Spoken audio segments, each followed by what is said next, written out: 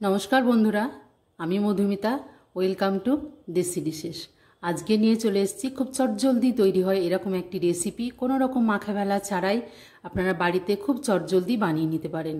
আরও একটা আপনাদের কাছে রিকোয়েস্ট, আমার চ্যানেলটা যদি সাবস্ক্রাইব করা না থাকে প্লিজ আমার চ্যানেলটাকে সাবস্ক্রাইব করবেন, লাইক, শেয়ার, কমেন্ট করবেন। চলে আসি রেসিপিতে। এদিকে আমি নিয়ে নিয়েছি 2 কাপ ময়দা, এটা আপনারা আটা দিয়েও বানাতে পারেন। নিয়ে নিয়েছি পরিমাণ মতো লবণ, একটা জল দিয়ে খুব ভালো করে এটা একটা ডো তৈরি করে নেব। প্রথমে লবণটা ভালোভাবে শুকনোতেই মিশিয়ে নিতে হবে, তারপর এটা জল দিয়ে দিয়ে আস্তে আস্তে একটা লিকুইড ডো তৈরি করে নেব। একটু ভালোভাবে ফেটিয়ে নিতে হবে যেন কোনো রকম লামস বা গোটা এর মধ্যে না থাকে। এদিকে আমি একটা চাটু গরম করে নিয়েছি, একটু বাটার আমি ব্রাশ করে দিলাম, আপনারা চাইলে সাদা তেল দিয়েও করতে পারেন। তারপরে 2 হাতা মতো এখানে যে ময়দার গোলাটা আমি তৈরি করে রেখেছিলাম সেটা দিয়ে দিলাম।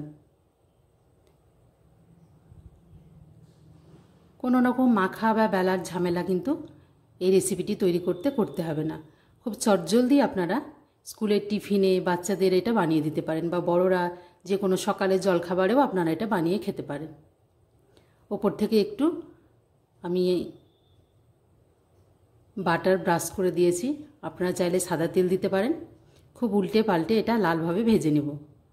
দেখুন, এটা একটা পরোটা আমি কোনো রকম বেলতে হয়নি, তবুও কিন্তু এটা ভালোভাবে ফুলে যাচ্ছে। ব্যাটারটা যেন একটু মোটা হয়, খুব পাতলা করে গোলা যাবে না। আমি আরও একটা তৈরি করে নেব। আপনারা 2 রকম পদ্ধতিতেই তৈরি করে নিতে পারবেন, এভাবে ঘুরিয়ে ঘুরিয়েও নিতে পারেন, আবার হাতা দিয়ে ঘুরিয়েও করে নিতে পারেন।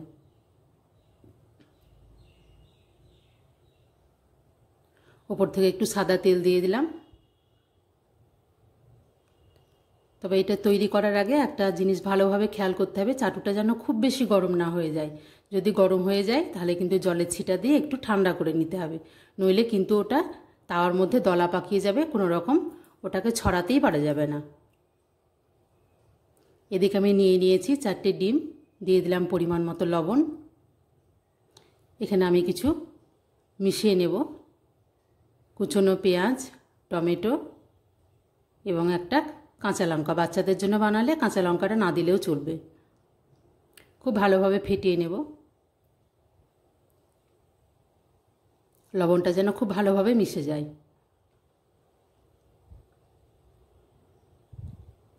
দিয়ে দিলাম খুব সামান্য পরিমাণে বাটার। এটি তৈরি করতে খুব বেশি তেলেরও প্রয়োজন হয় না, এটা একটা হেলদি স্ন্যাক্সেরও কাজ করবে।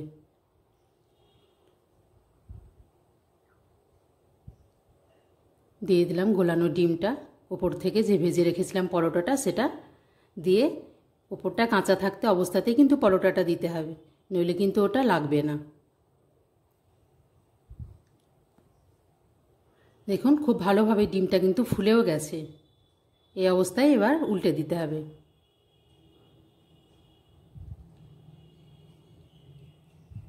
খুব ভালোভাবে উল্টে পাল্টে লাল করে ভেজে নিতে হবে। এটা টেস্টের কিন্তু কোনো রকম পরিবর্তন হবে না। খুব সহজেই আপনারা রেস্টুরেন্টের মতো পাড়ার দোকানে যেভাবে আমরা এগ রোল খাই সেইভাবেই কিন্তু আপনারা একই রকম টেস্টের মধ্যে বাড়িতে তৈরি করে নিতে পারবেন।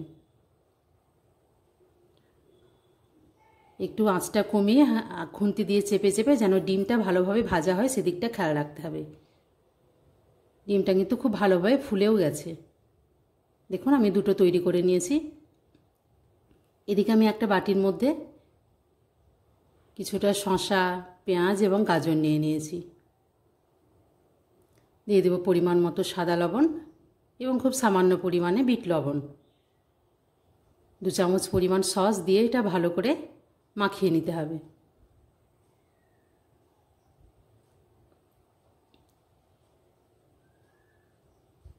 আমার রান্নাটি ভালো লাগলে চ্যানেলটিকে সাবস্ক্রাইব করবেন, লাইক, শেয়ার, কমেন্ট করবেন এবং রেসিপিটি বানিয়ে অবশ্যই একবার বাড়িতে ট্রাই করবেন। এদিকে আমি পরোটার মধ্যে একটু সস ছড়িয়ে দেব। আপনাদের কাছে মেয়োনিজ থাকলে বা যদি চিলি সস থাকে সেটাও আপনারা দিতে পারেন।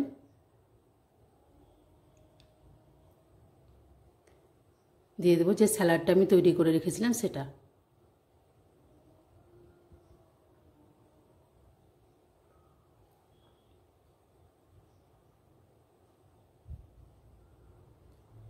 একটা রোল আমার তৈরি করা হয়ে গেছে।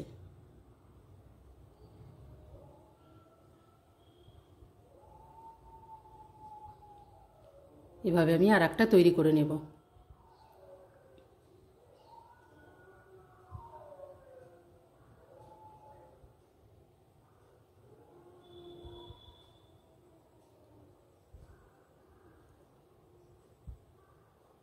এটা যতটা তাড়াতাড়ি তৈরি হয় খেতেও ততটা সুস্বাদু হয়।